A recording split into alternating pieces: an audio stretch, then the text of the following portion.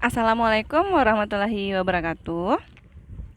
Baiklah adik-adik, berdasarkan penjelasan kakak pada bab 6 part 1, nah kita akan mencoba membahas contoh soal dari kasus bab 6 tersebut ya. Nah, di mana kasus bab 6 tersebut kakak campur dengan kasus bab 4 dan bab 5. Jadi ini lebih komplit ya. Nah, kita lihat pada tanggal 1 Januari 2011, PT Induk membeli kepemilikan PT Anak 90% dengan harga 540.000. Pada saat ekuitas Anak itu terdiri dari modal saham 500, laba ditahan 85. Kalau ada tambahan modal disetor berarti juga kita totalkan ya adik-adik.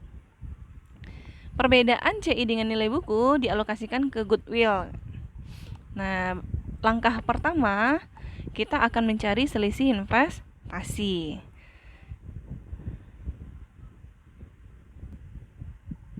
Nah, ini dia. CI-nya yang 90% adalah 540.000. Maka harus kita cari imbalannya sebesar 540 kali persentase kepemilikan dapat 600.000. Nilai bukunya ditotalin 585. Selisihnya adalah 15. Nah, di soal sudah dikasih tahu bahwa selisihnya langsung ke goodwill. Itu langkah pertama. Kita lanjut ke soal. Nah, setelah langkah pertama, maka langkah kedua kita akan mencari laba dari anak, dari PT Anak. Laba anak kan 107.200. Nah, berapa untuk induk? Ini dia laba dari anaknya 90.630. Kebetulan di soal sudah dikasih tahu. Namun kita perlu juga mencari guna mempermudah kita membuat jurnal eliminasi. Nah, pertama caranya adalah laba anak 107.200 kita kali persentase kepemilikan, maka dapat sebesar, ini dia adik-adik, 90% kali 107.200 dapat 96.480. Lalu kita amortisasi. Kebetulan selisih investasi kita ke goodwill, dan goodwill juga tidak diimpair atau mengalami penurunan nilai, sehingga selisih investasi kita tidak perlu kita amortisasi. Nah, selanjutnya kita akan melihat transaksi antar perusahaan. Nah, kita baca ini, PT Anak menjual persediaan kepada PT Induk selama tahun 2012 dengan harga 30, harga pokok 25. Dia menjual tahun 2012. Tahun konsolidasi kita tahun 2013. Berarti persediaan ini terjadi 1 tahun sebelumnya. Berarti ini adalah LBD atas persediaan awal. Nah, rumusnya adalah persediaan akhirnya 6.000. Berarti 6.000 dibagi penjualan 30.000 kali laba kotor. Laba kotornya 30.000 kurang 25 berarti 5.000. Hasilnya nanti kita kali persentase kepemilikan 90%. Kenapa? Karena ini transaksinya adalah upstream. Karena anak menjual ke induk. Berarti itu adalah LBD atas persediaan awal. Nanti upstream ya, kasih kode ya. 6.000 per 30.000 kali 5.000 dapat 1.000 kali persentase kepemilikan. LBD atas persediaan awal selalu menambah. Lanjut. Selanjutnya, selama tahun 2013 PT Anak menjual persediaan. Masih transaksi persediaan adik-adik. Berarti tahunnya 2013 sama dengan tahun konsolidasi. Berarti ini adalah LBD atas persediaan akhir. LBD atas persediaan akhir katanya persediaan akhirnya 1/4. Berarti langsung aja 1/4 kali laba kotor. Laba kotornya adalah 10.000. 40 kurang 30 10.000. Berarti 1/4 kali 10.000 dapat 2.500 kali persentase kepemilikan karena dia upstream. Nah, ini dia dapat 2.250. Selalu mengurang kalau LBD atas persediaan akhir. Lanjut. Pada tanggal 1 paragraf selanjutnya, pada tanggal 1 Juli 2011 PT Anak menjual bangunan. Oh, berarti ini adalah menjual aset tetap adik-adik. Baru ini kasus bab 6. Dia menjual bangunan tapi tahunnya 2011. Sedangkan kita tahun konsolidasi kita tahun 2013. Berarti ini tahun sebelum-sebelumnya ini ya.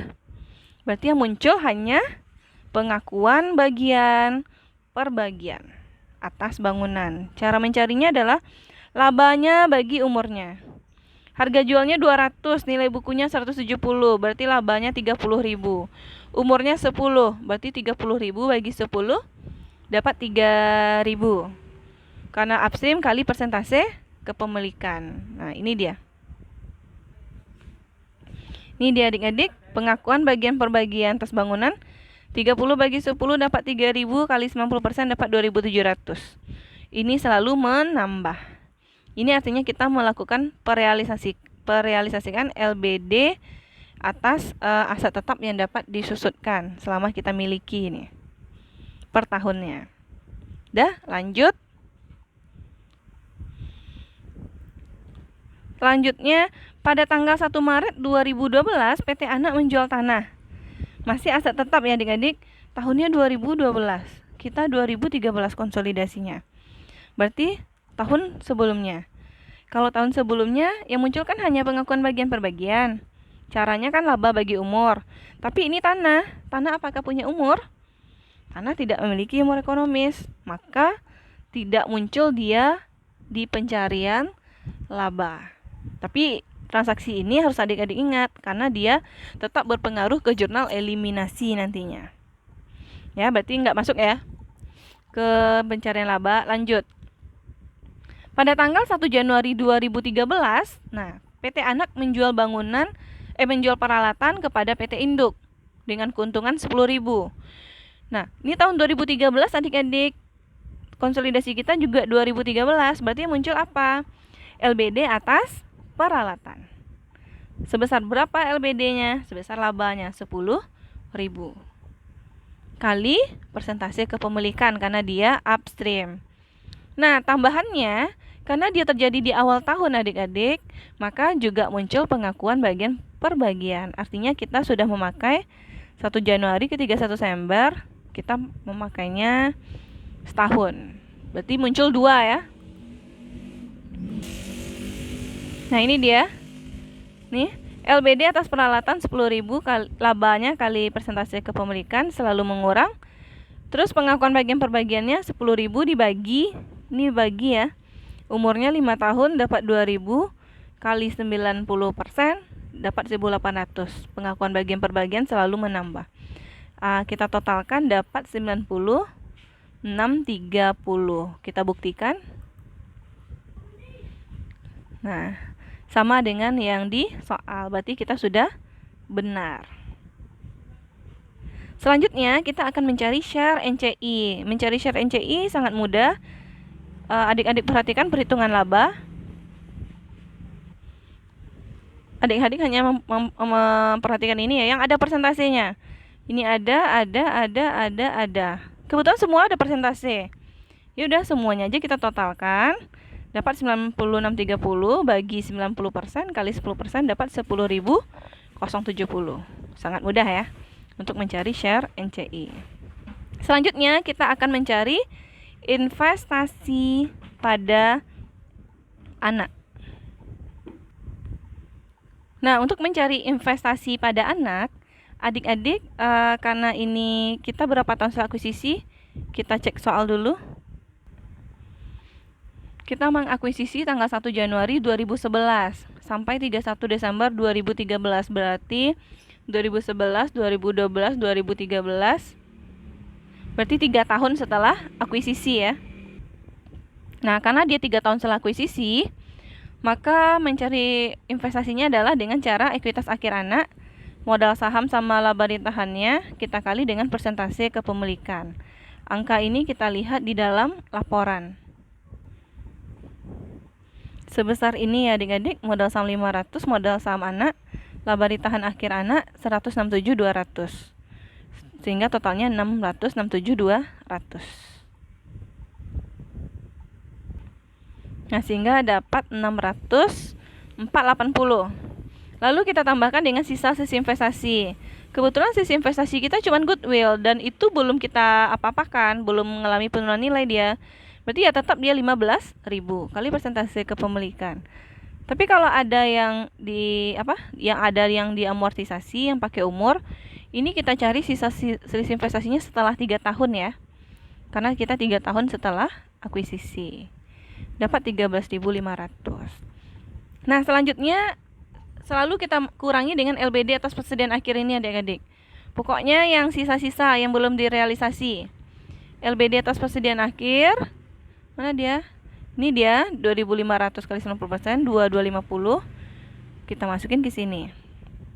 Untuk LBD persediaan awal enggak. Ini artinya kita sudah merealisasi LBD persediaan akhir tahun lalu. Jadi ini enggak. Lalu ada berapa transaksi aset tetap kita tadi? Ada bangunan, ada tanah ya, tanah nggak kita masukin tadi, tapi ada transaksinya tadi, ada bangunan, ada tanah, ada peralatan, berarti ada 3 transaksi. Maka harus kita kurangi sisanya adik-adik. Sisa LBD atas bangunan, sisa LBD atas tanah, sisa LBD atas peralatan. Untuk sisa LBD atas bangunan, labanya tadi kan 30.000 ya. Akan kita kurangi dengan per tahunnya 3.000, per tahunnya ini 3.000 kali sudah berapa lama kita memiliki bangunan. Kita cek di soal. Ini dia adik-adik. Kita si anak ini menjual bangunan ke induk tanggal 1 Juli 2011. Hitung dia 1 Juli 2011 ke 31 Desember 2013 tahun konsolidasi kita. Ada sekitar 2,5 tahun. 1 Juli ya. Di 2011-nya setengah tahun, 2012 setahun, 2013 tahun. Berarti 2,5 tahun. Makanya kita kurangi dengan 2,5 tahun. Makanya ini dia adik-adik. 30.000 dikurang setahunnya kali 2,5 tahun dapat 22.500. Maaf ya kelebihan nolnya. Kali 90% dapat 20.250. Selalu mengurang sisa LBD ini adik-adik. Lalu ada tanah tadi. Sisa LBD atas tanah. Tanahnya tadi labanya. Tanah pada 1 Maret 2012 anak menjual tanah ke induk harga 100. Harga pokok 96, berarti labanya 4.000 ya. Oke, 4.000. Nah, 4.000 maka 4.000 kali 90% dapat 3.600. Tidak dikurangi dengan per tahunnya ya, karena tanah tidak punya umur. Lalu LBD atas peralatan. Peralatan tadi kan 10.000 labanya ya. Kurang. Peralatan tadi kejadiannya adalah 1 Januari 2013. Berarti baru 1 tahun. Makanya setahunnya 2.000 kali setahun. Berarti sisanya 8.000. Kali 90% karena dia up ya. Ini karena upstream. Kalau downstream tidak perlu kali persentase. Dapat 7.200. Kita totalkan dapat 580, 680. Kita cek di soal. Nah, sama di adik-adik 580, 680. Nah, selesai perhitungan kita. Baru kita lanjutkan jurnal eliminasi. Kakak akan menjelaskannya pada part 3 ya. Nah, assalamualaikum warahmatullahi wabarakatuh.